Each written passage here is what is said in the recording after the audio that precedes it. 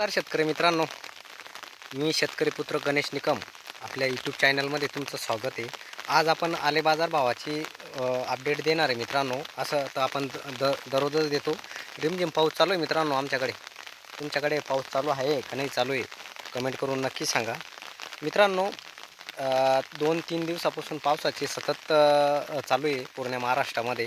काही भागामध्ये अजून पण पाणी नाही आहे, पण आजपासून सर्वत्र महाराष्ट्रामध्ये पाऊस चालू आहे मित्रांनो। आता तर मित्रांनो, आले बाजार भावाचा जर विचार केला, जोपर्यंत असा पाऊस चालू आहे तोपर्यंत बाजार हे तेजीस राहणार आहे मित्रांनो।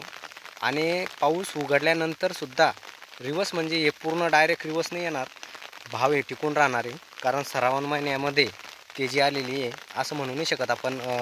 पावसामुळे तेजी आली बा असं म्हणू नाही शकत, पण मित्रांनो 100% हे भाव टिकून राहणार आहे।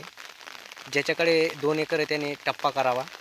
आणि माझं एक असं मत आहे की थोडंफार का ना आले देण्यासाठी थोडंफार थांबून जावं आणि टप्प्याटप्प्याने द्यावे, म्हणजे याच्याने काय होणार आहे, भाव हे कायम टिकून राहणार आहे मित्रांनो। आज फुलंब्री तालुक्यामध्ये जे 2-3 दिवसाचे जे सौदे आहे तेच काढणं चालू आहे। नवीन सौदे अजून काही झालेले नाही आहे, पण 42-43 रुपयापर्यंत आले बाजार भाव आपला हा फुलंब्री तालुक्यामध्ये चालू आहे।